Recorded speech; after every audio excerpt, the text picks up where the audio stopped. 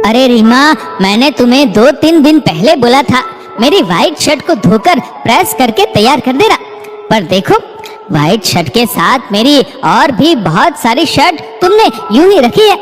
अभी तक सब शर्ट गंदी पड़ी है। अब मैं आज मीटिंग में कौन सा शर्ट पहनकर जाऊंगा? आकाश ने अलमारी के गेट को जोर से बंद करते हुए कहा। रसोई में आटा लगाती हुई रीमा जल्दी से आटे को अपने हाथों से छुड़ाते हुए आकाश के पास आई और बोली, आपको पता नहीं है क्या, पिछले 15 दिनों से अपनी कामवाली बाई राधा का कहीं कोई अता पता नहीं है। उसको फोन पर फोन कर रही हूँ, पर उसका फोन भी बंद आ रहा है और ना वह खुद अपने आप से फोन करके बता रही है कि वह वापस काम पर आएगी भी या नहीं। समझ में नहीं आ रहा क्या करूँ। सारा घर का काम मेरे ऊपर आ गया है। सारे दिन घर के काम करती रहती हूँ, फिर भी तुम बोल रहे हो कि मैं क्या करती हूँ। दोनों बच्चों को देखो, उनका स्कूल का वर्क देखो, उनकी ऑनलाइन क्लास देखो। मैं अकेले क्या क्या करूँ। दोनों बच्चे अभी छोटे हैं, उनका सारा काम मुझको ही देखना पड़ता है। 2 नए शर्ट पड़े हैं तुम्हारे, इनमें से कोई देख लो।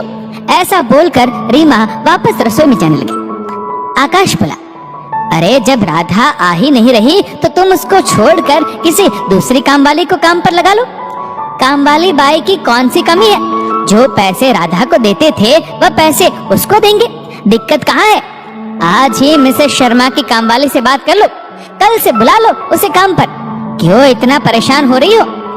ऐसा बोलकर थोड़ी देर में आकाश नाश्ता करके ऑफिस के लिए निकल गया।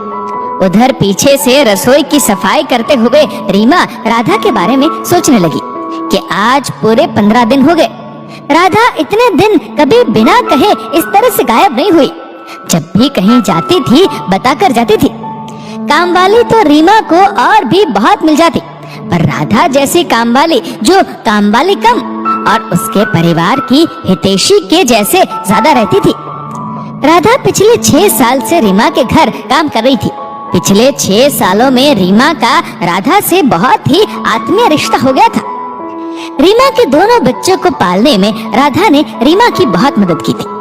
राधा को करने को तो घर की साफ सफाई आती थी, पर अकेली रीमा को जब अपने बच्चों की परवरिश करते देखती तो खुद आकर बोलती, लाओ दीदी, हम आपके दोनों बच्चों को संभालते हैं। उनको तेल की मालिश करना, उनको नहलाना और उनको खाना खिलाने तक छोटे मोटे सारे काम राधा खुशी खुशी कर देती थी। वरना बेचारी अकेली रीमा सारे दिन बच्चों को संभालते हुए थक जाती थी। राधा के सहयोग से रीमा के दोनों बच्चे अच्छे से पल गए थे। रीमा के बच्चे भी राधा को मौसी मौसी कहकर बुलाते थे। रीमा को कई बार बाहर जाना होता था तो भी अपने दोनों बच्चों को राधा के भरोसे आराम से छोड़कर चली जाती बिना किसी परवाह के, और राधा भी अपनी जिम्मेदारी पूरी अच्छी तरह से उठा लेती थी। राधा के अलावा रीमा किसी और कामवाली के बारे में सोच भी नहीं सकती थी। राधा चाहे 10 दिन की छुट्टी लेकर जाए, रीमा को कभी उससे कोई दिक्कत नहीं होती थी। वह घर के काम संभाल लेती और राधा के आने का इंतजार करती रहती। पर इस बार तो राधा बिना बताए हुए करीब 15 दिनों से लापता थी। रीमा उसका रोज इंतजार करती, रोज फोन करती, पर फोन नहीं लगता और ना ही राधा आती। रीमा राधा के बारे में अब सोच सोच के थोड़ा परेशान होने लगी थी। रसोई की सफाई करने के बाद रीमा ने बच्चों को खाना खिलाया और उनको थोड़ी देर सुला दिया। बच्चों को सुलाते सुलाते रीमा सोचने लगी, क्यों नहीं मैं एक बार खुद ही राधा के घर तक जाऊं, पता तो लगाऊं आखिर बात क्या है, राधा कैसे नहीं आ रही। बच्चों को नींद आ चुकी थी। 2 घंटे से पहले बच्चे उठने वाले नहीं थे। रीमा जल्दी से रसोई में गई और पता नहीं क्या सोचकर एक बड़ा सा बैग उठाया और उसमें राशन पानी का सामान डालने लगी। बैग को राशन के सामान से भरकर रीमा ने साइड में रखा और अपने पड़ोस के फ्लैट में रहने वाली अपनी सहेली पूजा को थोड़ी देर अपने घर पर बच्चों को संभालने के लिए बोला और बैग उठाकर जहां राधा अपने घर का ठिकाना बताती थी वहां पर ऑटो लेकर चल पड़ी। ऑटो वाले ने 20 से 25 मिनट चलने के बाद गली के बाहर अपना ऑटो रोक दिया और रीमा से बोला, उतर जाइए मैडम, आपका बताया हुआ पता इसी गली में है, आगे आप पैदल चले जाइए, इस गली में ऑटो नहीं जा सकता। रीमा ने ऑटो वाले को पैसे दिए और एक हाथ में राशन से भरा हुआ थैला उठाकर उस गली में जहां घुसते ही बदबू ने रीमा का सिर चकरा दिया और गली में आगे बढ़ने लगी। उस गली में कुछ महिलाएं अपने घर के बाहर बनी हुई थोड़ी सी जगह में बर्तन धो रही थी। रीमा ने उनसे राधा के घर का पता पूछा तो उन्होंने थोड़ी सी दूर सामने एक छोटी सी झोपड़ी की तरफ इशारा किया। रीमा जल्दी जल्दी अपने पैर और ज्यादा तेज चलाती हुई राधा की झोपड़ी पर पहुंच गई। रीमा ने राधा के घर का दरवाजा खटखटाया। दरवाजा खटखटाने की आवाज सुनकर फटाफट अंदर बैठी राधा की बेटी लक्ष्मी दरवाजा खोलने के लिए आ गई। सामने रीमा को देखकर थोड़ी घबरा गई। रीमा ने देखा लक्ष्मी थोड़ी दुबली पतली दिख रही थी। रीमा ने राशन से भरा हुआ बैग नीचे रखा। उस बैग में रखे सामान को देखकर लक्ष्मी की आंखें चमक उठी। लक्ष्मी को रीमा किसी फरिश्ते से कम नहीं लग रही थी। रीमा लक्ष्मी को कुछ पूछती उससे पहले ही अंदर से किसी की आवाज आई, अरे बेटी कौन है दरवाजे पर, मुझको भी बताओ कौन आया है। रीमा को ये आवाज राधा की लगी। वह जल्दी से अंदर जाने के लिए घर में घुसी। तभी लक्ष्मी ने कहा, माँ हमारा इंतजार खत्म हुआ। माँ देखो घर पर भगवान आए हैं। आप सच कहती थी माँ, भगवान हमारी मदद करने जरूर आएंगे। और देखो माँ आज भगवान खुद हमारे घर पर आ गए इतना सारा सामान लेकर। आज हम चावल भात बनाकर खाएंगे। माँ 2-3 दिन की बासी रोटी अब नहीं खाएंगे।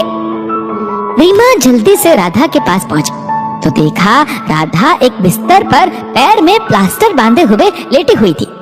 राधा ने जब रीमा को देखा तो अपनी आंखों में नमी लाकर बोली, अरे दीदी आप और हमारे घर में। तभी रीमा ने कहा, क्यों मैं तुम्हारे घर नहीं आ सकती क्या? राधा ये क्या हो गया तुम्हें, ये कैसे हो गया? पूरे 15 दिन से कितने फोन किए मैंने तुम्हें, पर तुम्हारा फोन ही नहीं लग रहा और ना तुमने फोन करके बताया कि तुम काम पर नहीं आ पाओगे। रीमा की बातें सुनकर राधा बोली, क्या बताओ दीदी, जिस दिन आपके घर से काम करके निकली थी उस दिन रास्ते में किसी बाइक वाले ने टक्कर मार दी। उसकी टक्कर से मेरा पैर फ्रैक्चर हो गया। वहाँ पर कुछ भले लोग थे जिन्होंने मेरे पैर का प्लास्टर करा दिया और मुझको घर छोड़ दिया। उस टक्कर में मेरा फोन भी टूट गया दीदी, इसलिए मैं आपको बता नहीं पाई। 15 दिन से घर में पड़ी हूँ। थोड़ा बहुत राशन पानी था, वह भी धीरे धीरे खत्म हो गया। पास में 1 पैसा नहीं है। डॉक्टर ने पूरे 1 महीने के लिए आराम करने के लिए बोला है। दीदी लक्ष्मी रोज आस पड़ोस से मांगी हुई बासी रोटियां खा रही है। समझ में नहीं आ रहा क्या करूं। रीमा ने जल्दी से अपने साथ लाए बैग में से बिस्किट का एक बड़ा सा पैकेट निकाला और लक्ष्मी को खाने के लिए दिया। रीमा राधा से बोली, राधा तूने हमेशा मेरी मुसीबत में मेरा साथ दिया, मेरी जिंदगी के मुश्किल पलों को आसान बनाया और अब जब तुम मुसीबत में हो तब मैंने कितनी देर लगा दी तुम्हारी मदद करने में। सोचती रही बस तुम कैसे नहीं आ रही। काश कुछ दिन पहले आ जाती मैं तुम्हें और तुम्हारे बच्चों को संभालने, पर अब मैं तुम्हें अब और कोई तकलीफ नहीं उठाने दूंगी। तुम आराम करो और अपने पैर को अच्छे से सही करो, फिर काम पर आना। मैं राशन का सामान और भेजती रहूंगी और ये कुछ पैसे भी अपने पास रखो। अपनी दवाइयाँ टाइम पर लेते रहना, अपना ध्यान रखना और किसी चीज की टेंशन मत करना। जो कुछ चाहिए मुझसे कहना। और राधा एक बात तो बता, अभी जब मैं आई लक्ष्मी मुझको देखते ही जोर जोर से ये क्यों बोली कि माँ देखो घर पर भगवान आ गए। मैं कोई भगवान थोड़ी हूँ जो वह मुझको भगवान बोल रही थी। राधा मुस्कुराते हुए बोली, देखो दीदी लक्ष्मी की खुशी देखो, आज पूरे 15 दिन बाद इनके चेहरे पर एक मुस्कुराहट आई है। लक्ष्मी रोज मुझसे पूछती थी, माँ आप कब सही होगी, कब हमें अच्छा खाना मिलेगा। जब तक आप अच्छी नहीं होगी तब तक क्या हम पड़ोसियों की बची कुची बासी रोटी खाते रहेंगे? क्या इस हाल में हमारी कोई मदद करने को नहीं आएगा क्या? दीदी लक्ष्मी हर रोज दरवाजे की तरफ उम्मीद लगाती कि आज तो कोई आएगा हमारा हाल पूछने, हमारे लिए अच्छा खाना लेकर। रोज इनके मायूस चेहरे देखकर मैं इनकी ना उम्मीद को उम्मीद में बदलने के लिए बोलती, बेटी भगवान पर विश्वास रखो, देखना वह एक दिन हमें संभालने जरूर आएंगे। वह हमारे लिए अच्छा अच्छा खाना जरूर लाएंगे। हर दिन एक नई उम्मीद लक्ष्मी में जगाती। पिछले 15 दिनों से दरवाजे पर कोई आहट नहीं हुई थी, पर आज पूरे 15 दिन के बाद जैसे ही दरवाजे पर आपने आहट की, लक्ष्मी खुशी से दौड़ते हुए दरवाजे पर गई और आपको देखकर बोलने लगी, माँ देखो हमारे घर भगवान आए हैं, आज आप आ गई। लक्ष्मी की उम्मीद पूरी हो गई, मेरी ममता की बात रह गई। बुरे समय में जो मदद करने आ जाता है वह भगवान ही तो बन जाता है दीदी। और सच में आप भगवान का रूप लेकर ही तो मेरे घर पर आई दीदी, वरना हम जैसे गरीबों को भगवान के सिवा और कौन संभालता है दीदी। हमारे लिए तो आप जैसे लोग जब मदद के लिए आगे आ जाते हैं, भगवान ही बन जाते हैं। राधा को हर 2-3 दिन में आने की बात बोलकर वहाँ से अपने घर के लिए निकल पड़ी। रास्ते भर रीमा सोचती रही, कितने भोले और मासूम होते हैं ये लोग। एक छोटी सी जरूरत पूरी कर देने से ही हम जैसे आम इंसान को भगवान का दर्जा दे देते हैं। दोस्तों, एक बात हमेशा याद रखना, शिव पुराण, रामायण और कई वेदों को पढ़ना आसान है, लेकिन जिस दिन आपने किसी की वेदना को पढ़ लिया, यानी किसी गरीब की मदद कर दी, उस दिन समझ लीजिएगा कि आपने ईश्वर को पा लिया। दोस्तों, इस वीडियो को आप किस तरह से देखते हैं नीचे कमेंट करके जरूर बताएगा। और अगर आपको वीडियो अच्छा लगा हो तो इसको लाइक करेगा, शेयर करेगा ज्यादा से ज्यादा लोगों तक। और ऐसे ही और भी इंस्पिरेशनल वीडियोस के लिए सब्सक्राइब करें हमारे यूट्यूब चैनल को और फेसबुक पर फॉलो करें हमारे पेज को। धन्यवाद।